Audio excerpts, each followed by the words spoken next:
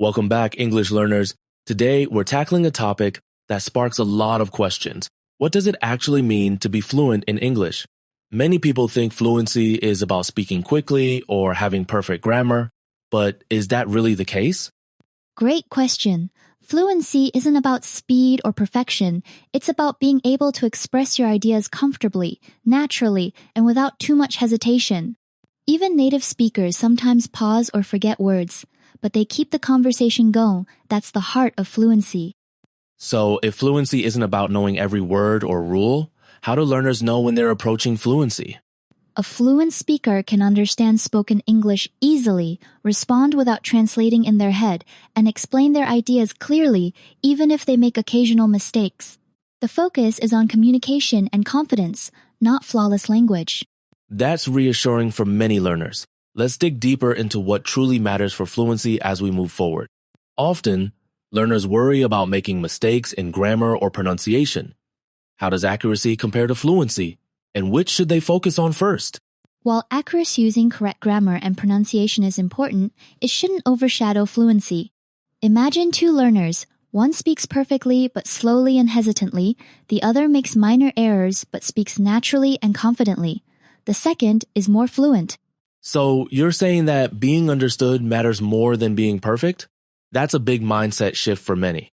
Exactly. Communication is the goal. Even native speakers make mistakes, but they keep talking.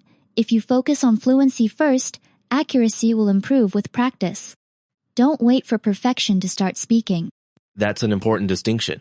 Let's move on to some common myths about fluency that can hold learners back. So many learners believe they need thousands of words or a perfect accent to be fluent. What are some other myths you see, and what's the reality? One big myth is that you need to live in an English-speaking country to become fluent. Thanks to the internet, you can practice listening and even make friends online from anywhere. Consistent practice matters more than location. Interesting. And what about the belief that fluency means speaking really fast? Speed isn't the same as fluency. Some people speak slowly but very clearly and are excellent communicators. Fluency is about speaking naturally and confidently, not racing through words. That's a great way to look at it. Let's talk about what fluency actually looks like in practice. After busting those myths, can you describe what a truly fluent English speaker can do in everyday situations? A fluent speaker can follow conversations without constantly translating, respond naturally, and explain their thoughts clearly.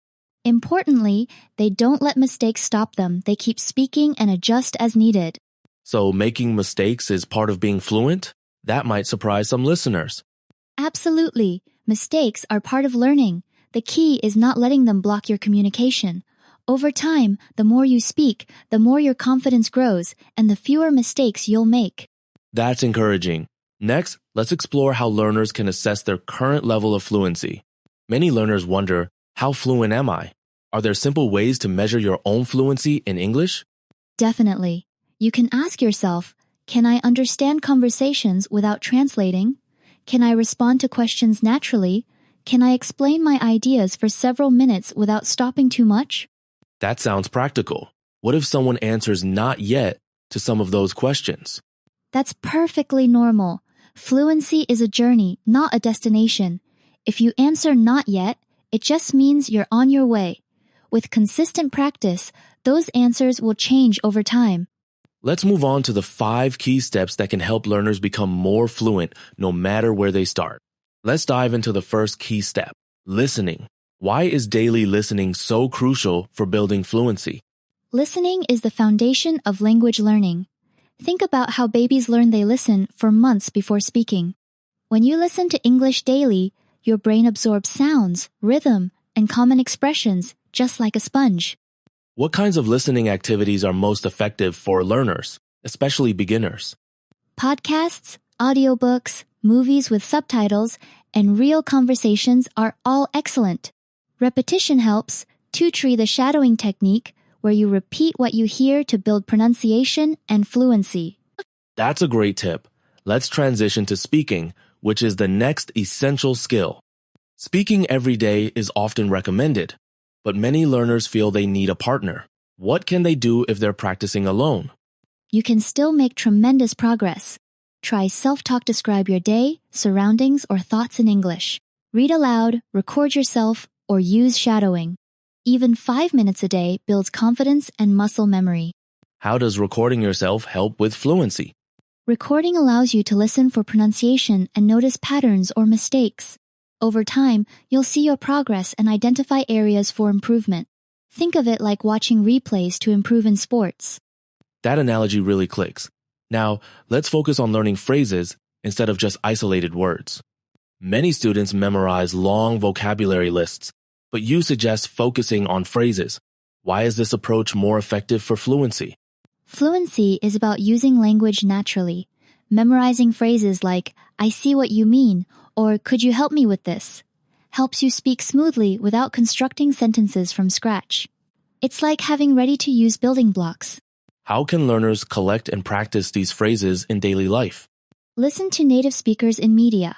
Write down common expressions and practice using them in conversations.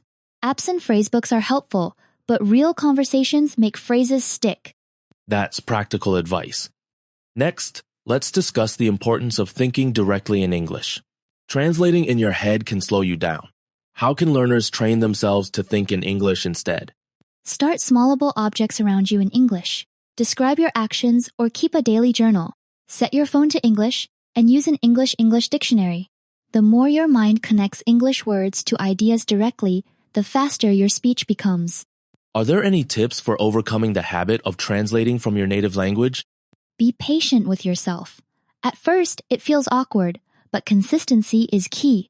Practice short, simple sentences and gradually increase complexity. Over time, your brain adapts and thinking in English becomes natural.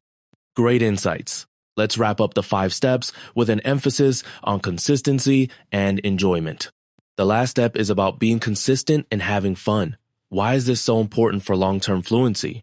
Language learning is like exercising a muscle. Short, daily practice is far more effective than long, infrequent sessions. Plus, when you enjoy the process watching movies, singing, playing games, you stay motivated and learn faster. How can learners build English into their routines without it feeling like a chore? Integrate English into daily life. Listen to podcasts during errands, chat online, or read the news in English. Set small, achievable goals and celebrate progress. When learning is enjoyable, consistency comes naturally. That's inspiring.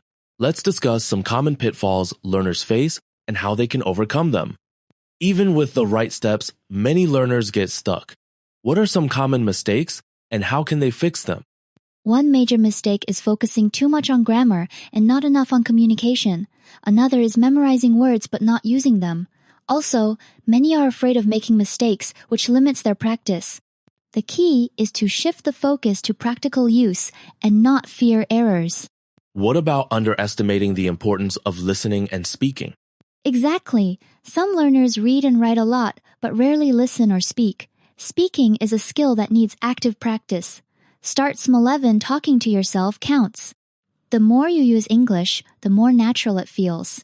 Let's conclude with some motivational tips to keep learners on track. As we wrap up, could you share a few final tips and some motivation for our listeners who want to keep progressing toward fluency? Absolutely. First, be consistent practice every day, even if just for 10 minutes. Surround yourself with English as much as possible. Find a speaking partner if you can, but don't be afraid to make mistakes. Every error is a step forward. And what's your advice for staying positive when progress feels slow? Celebrate small victories, understanding a podcast or having a short conversation. Remember, every fluent speaker started as a beginner. If you keep going, fluency will come. Believe in yourself and enjoy the journey. Thank you so much for these insights. To all our listeners, keep practicing, stay confident, and most importantly, keep believing in yourself. Until next time, happy learning.